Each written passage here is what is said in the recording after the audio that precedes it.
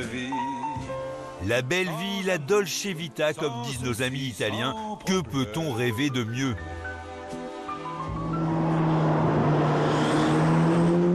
La nuova dolce vita. C'est ça, la nouvelle Dolce Vita, eh bien c'est le plaisir de rouler cheveux au vent, le soleil qui vous chatouille le visage et la vue du bord de mer de cette côte sarde qui est de toute beauté. C'est vraiment une voiture qui est dans son élément. C'est un énorme plaisir, une onctuosité, une douceur, vraiment. C'est une belle GT, c'est une très très belle GT. Elle est belle à regarder et elle est belle à utiliser.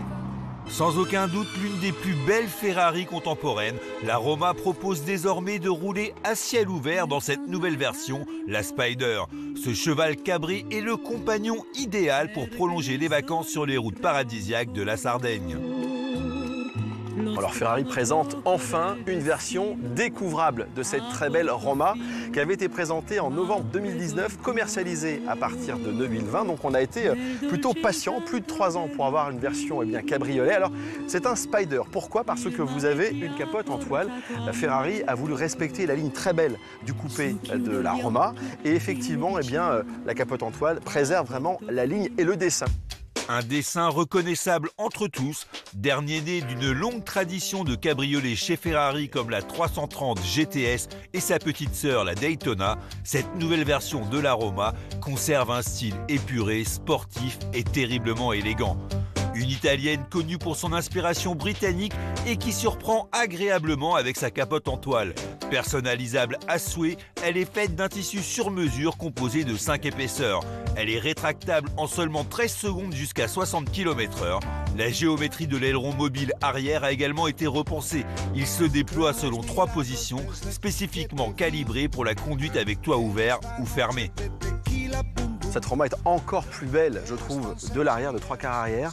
Ils avaient réussi un coup de génie dans son dessin. Il y a peut-être une seule chose que je trouve un petit peu disgracieuse, esthétiquement, j'entends, sur cette Roma Spider, c'est la couleur de la capote. Là, elle a un côté un peu cuivré, noir et rouge, avec des reflets un peu brillants. C'est osé, mais après vous me direz, chez Ferrari, tout est paramétrable, donc si on n'a pas envie de cette couleur-là, je pense que ce sera possible. Côté habitacle, aucune différence avec le coupé. On retrouve un savant mélange de cuir et d'alcantara, plusieurs écrans derrière le volant et au centre. Disponible en option pour plus de 4 000 €, le passager a également le droit à ses petites tablettes numériques. Si esthétiquement cette Roma Spider met tout le monde d'accord, qu'en est-il de son comportement dynamique? Alors, la boîte, la Roma Spider récupère, et elle fait une très bonne affaire dans l'opération, la boîte 8 rapports, double embrayage qui avait été inaugurée sur la SF90, la Ferrari de 1000 chevaux. Vous avez dorénavant la boîte 8. En termes de passage de rapport, d'onctuosité, c'est parfait. C'est de toute façon chez Ferrari toujours les meilleures boîtes double embrayage du marché. C'est le mec plus ultra, véritable mitraillette de l'automobile. Une mitraillette qui n'oublie pas le confort, un déflecteur fait son apparition. Actionnable par un bouton sur la console centrale, il permet une réduction d'environ 30% des turbulences. Cet ajout n'est pas négligeable quand on veut profiter de la douce mélodie de son V8. Alors en termes de sonorité, c'est beau. On aurait peut-être aimé quelque chose de plus métallique, mais vous savez, depuis l'apparition des biturbos sur les V8 Ferrari, le son, ça a été un petit peu étouffé. La dernière qui chantait, qui avait des vocalises incroyables, c'est la 458, et depuis, le V8 a perdu un petit peu dans ses vocalises énormes. Mais quoi qu'il en soit, je trouve que ces volutes comme ça, sonores, s'adaptent bien à la philosophie GT rapide de la Roma Spider.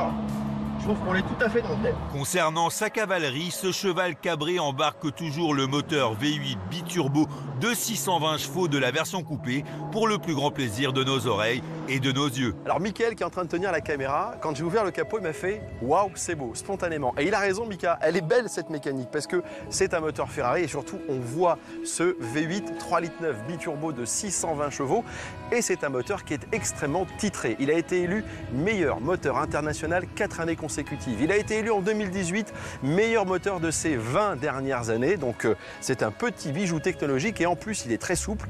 Le couple 80% est disponible dès 1900 tours minute. Et puis en termes d'implantation, d'architecture dans cette Roma Spyder, regardez, l'axe des roues est juste ici.